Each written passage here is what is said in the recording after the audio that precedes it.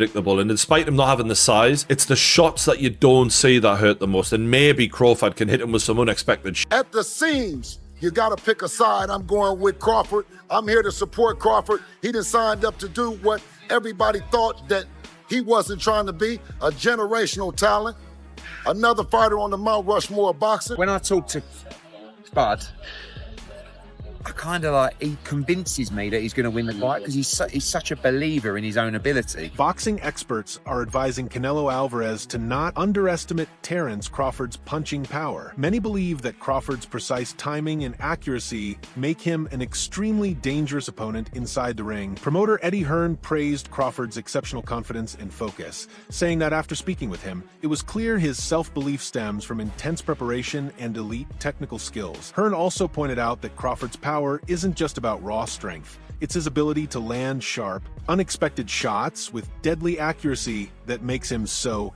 dangerous. Go back and forwards, to be honest with you. Like, when I talk to Spud, I kind of like, he convinces me that he's going to win the fight because he's such a believer in his own ability, and he's very convincing. And then you see the presser yesterday, and I thought Canelo looked really well. Do you know what I mean? Obviously, he's a big lump, so I was always Canelo, then I sort of leant towards Spud, but now I'm back with Canelo. So experts believe Terence Crawford's unpredictable fighting style makes him one of the most dangerous boxers in the sport today. His ability to seamlessly switch stances, adapt mid-fight, and land sharp, untelegraphed punches sets him apart from the competition that in contrast to Canelo Alvarez, who often sticks to well-practiced combinations, Crawford constantly keeps his opponents guessing. Analysts say it's this blend of versatility, timing, and pinpoint accuracy that gives Crawford a serious advantage in high-pressure fights. Face on this guy is ridiculous. And then just early thoughts here, like Crawford isn't very predictable. I think Canelo, he likes to go to the same combinations, quite repetitively, whereas Crawford is unpredictable, and despite him not having the size, it's the shots that you don't see that hurt the most, and maybe Crawford can hit him with some unexpected shit. And because of the repetitiveness of Canelo, maybe he can time him, maybe he can counter punch with him, because Crawford is unbelievable at that. But I'm fascinated to see if Crawford has the power to get the respect of Canelo Alvarez, because when you don't, it's a long night. It's not nice. Like Crawford did well against Madrimov, and he won that fight for me quite clearly. But Madrimov was countering him. If you can counter the counter puncher, you can give them a lot of problems when they're not used to that. And Canelo can counter people really well. And as great as Terence Crawford is, we've never seen him in there with someone with the power of Canelo Alvarez. This is a different world of power. And look, maybe Canelo doesn't throw as many shots as he used to, and maybe Crawford might look at that and go, you know what, I'm going to try and outpoint this guy, not get into a war with him, but just show my boxing, genius and outpoint him and outland him. That's possible. It is. This is why this is such a fascinating matchup, man. We've been treated to some amazing fights. Usyk Fury, for example, this is another one of those mega fights. Brian Bomack McIntyre has consistently pointed out that Terence Crawford's real weapon is his strategic approach to boxing. While many focus on physical strength as the key to winning, Bomack emphasizes that Crawford's ring IQ, timing, and adaptability are what truly set him apart. His well-known phrase, "skills pay the bills," reflects the belief that raw power alone can't overcome a fighter who systematically breaks down his opponents round by round. Against someone like Canelo, whose strength and ring presence are unquestionable, Bomack believes Crawford's quick thinking, sharp movement, and tactical versatility will be the deciding factors. That, like a Canelo, and not only is his offense, he's got to have defense too. Yeah. You know what I'm saying? So, styles makes fights. Bud got the better skills, and he got the better mind too. Do you think with the styles in mind, but also the weight in mind, he can get that job done based on he's just so much more excelling in the skills? You know what?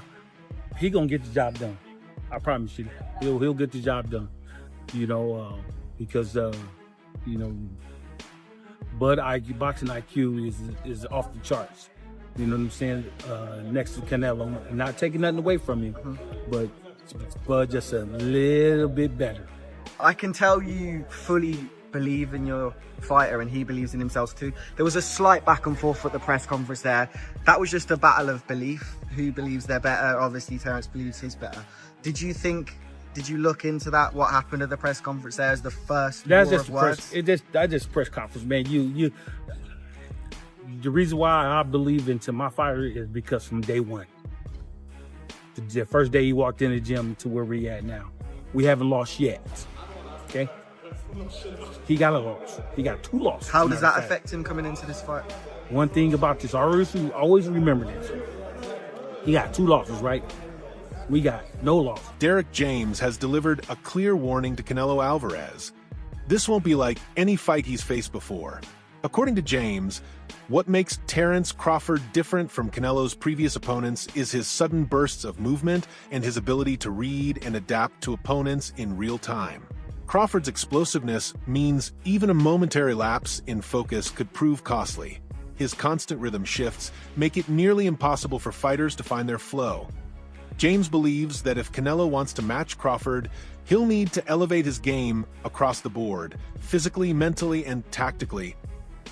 It's a great challenge because I think both guys have great attributes, right? That, they do, and I think they have great attributes, and I think that, so you're looking to possibly see a great matchup, a great fight. And one that could be an intellectual fight from Crawford, smart, intelligent fight. And I think, Canelo probably has to be the matador in this one. He has to be the what? Matador, yeah. Matador, yeah. Yeah, well, basically, let me see. No, the bull. The bull. You gotta be the bull. Canelo has to be the bull in this one. You gotta be it because I think you find somebody faster, more athletic. You gotta put the. Whatever it is that he's doing, he has to be better at that than he is at any other night in his life. But the big talk here, and the thing that I always go back to is just the weight class. Crawford's going up 3 weight classes. The last time he fought, went up on weight, fought Madrimov. You say you don't watch boxing, but he got, a lot of people. Madrimov. Oh, yeah, I saw that. Yeah, 154. I saw that. As the spotlight grows brighter, Terence Crawford has stayed calm and focused, delivering a consistent message to fans and analysts alike. He's not just another name on Canelo's resume. Crawford highlights his mental toughness and well-rounded skill set as key reasons why this fight will play out differently than Canelo's past matchups. Rather than engaging in trash talk, Crawford has chosen to lead with quiet confidence, letting his preparation and self-belief do the talking. This calm conviction is resonating throughout the boxing community, with many beginning to take his words very seriously. It's gonna be difficult. You take it to your I'm taking them. And ain't nothing you're going to be able to do about it come fight night. I know Turkey's in your corner, I promise you. But look, it's going to be very difficult. He's going to be so mad that day. Believe me. I see you. I see you. You see I'm different. I see you too. You see I'm different than all the other ones. No, I see you. No, you don't know different. You're nothing different. I'm different. Nothing different. I'm different. We'll see. You're going to see. We'll you know see. it. We'll see. We're going to see. Terence, how did you think he did against William Skull? No comment. He won. We on to the next. It's me and him. Some people said he should have done a better job cutting the ring off. It was the fewest punches ever landed. Did you see it that way? Listen. Terence Crawford's decision to face Canelo Alvarez is being hailed by many as the boldest move of his career. While his resume is already filled with titles and accolades, this fight represents something greater, a shot at cementing his legacy among boxing's all-time greats. A win wouldn't just highlight Crawford's technical mastery, it would prove his courage to take on a dangerous challenge head-on. Experts say that even accepting this matchup shows the mindset of a true champion, one who's willing to push his limits no matter the risks. Terence Crawford won that fight easily. I need to see Canelo Alvarez versus Terence Crawford right now. Now, I know the weight concerns everybody, but now you see Terence Crawford can go up in weight and actually compete. You can be concerned all you want, but I generally believe that was the warm-up. Bud wants this for his legacy. I think he can beat Canelo. The problem with Bud, he's not flashy. He doesn't have aura. If you look up the word Black Air Force Energy, Bud's face would be plastered all over it. The opportunity is there. Let's make this happen. Respected voices in boxing continue to stress that size and strength are only part of the equation. Legends like Sugar Ray Leonard often reference historical examples where smaller, smarter fighters outmaneuvered and outclassed bigger opponents. In Terence Crawford, they see a master technician, someone who uses distance, angles, and timing to offset physical disadvantages.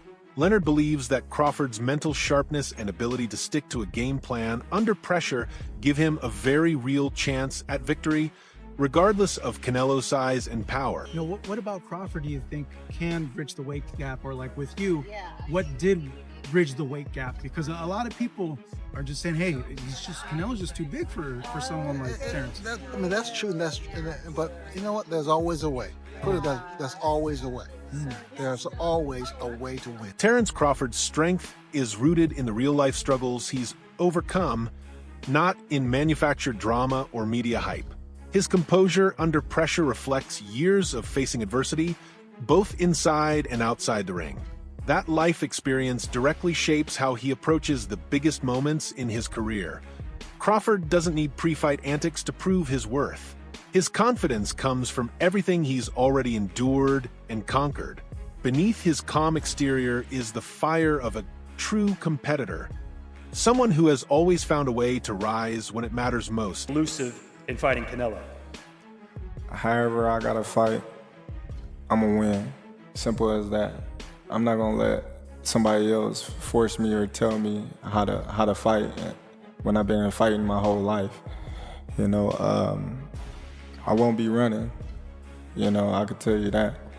But I will be, you know, doing a lot of touching. Terence Crawford's undefeated run is defined by his ability to adapt and solve problems as they unfold. He's battled brawlers, counterpunchers, and skilled technicians, and found a way to beat each one. But what truly sets Crawford apart is his constant evolution.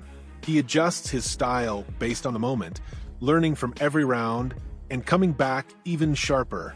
The upcoming fight with Canelo marks another major test, but if Crawford's track record proves anything, it's that he performs best when the pressure is at its peak. Crawford, on the other hand, he has been walking down his fighters, and people don't see that but me. For some reason, when I had that tape, people were screaming cat. And it's like David Evanesian, Errol Spence, Sean Porter, Gamboa, a Mean Machine. Even against Madrimov, the way he won the fight was by fighting. It wasn't Floyd Mayweather sticking.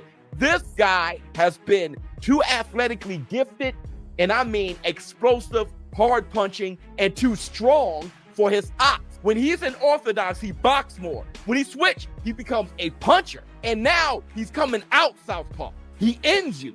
He is not, you gotta watch him fight. He does do athletic things where his hands and his feet work together and he catches you for sure. But what he mostly do is he punishes and he bullies his op because he walks you down and whips your ass. Bomac McIntyre has consistently defended Terence Crawford against those who downplay his accomplishments. He argues that Crawford's talent for making tough fights look easy has caused some to overlook the quality of his opponents. In Bomac's view, the true sign of Crawford's greatness is his ability to neutralize dangerous fighters and dominate with complete control. Such command in the ring shouldn't be used to question his resume, but rather recognized as proof of his elite skill and ring mastery. Crawford rebuttal was everybody always say, he hasn't fought nobody, or everybody that he fought was a no-name. But I'm gonna tell you like this, what Crawford said. Well, there was something until Crawford fought him. So obviously he's doing a great job because he's making everybody look normal.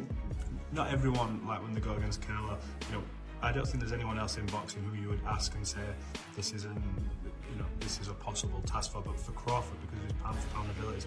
And apparently no rehydration clause, am I hearing that right? He wants full smoke at that weight. Let's go, man.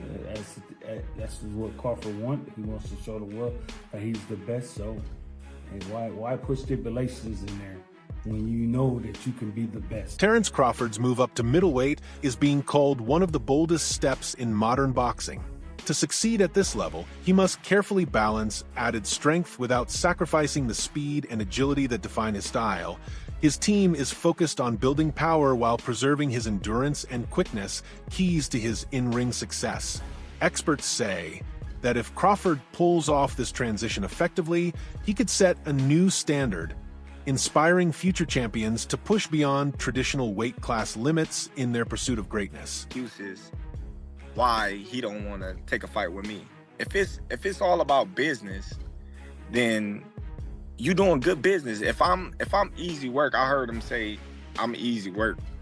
If I was easy work, well, you know, you would take all that money that he's offering you.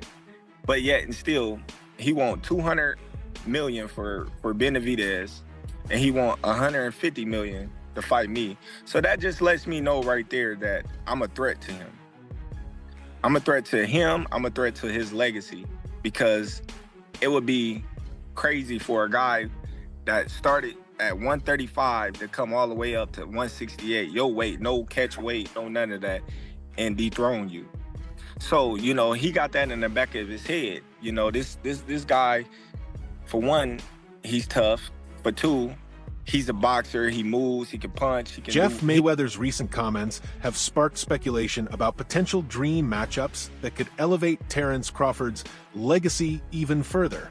By comparing Crawford to a legend like Floyd Mayweather, Jeff draws attention to the rare level of skill and discipline Crawford brings to the ring. The idea of a crossover bout, whether hypothetical or real, adds an exciting layer to Crawford's rise, suggesting that he could serve as a bridge between boxing's storied past and its evolving future. Of course, if he gets past Canelo, he can fight as many bums as he wants to, just to make the record. Do you think he would do that, or do you think he would? I don't know. He seemed like he's a class act, and he seemed like he'll do whatever he feels. But I don't know. I mean, at what he said, 37. 37, yeah. 37. Yeah, that's still a lot of fights though. Yeah, so he'd have 40. So he still need 9 more to pass him. After that, and the way people fight these days, you know, yeah, I mean, a couple times a year. Yeah, he would have to fight, you know, almost every month, you know, because that's gonna take a lot. Well, maybe if he fought 3 times a year, he could catch it, you know, when he's 40 or something. Yeah.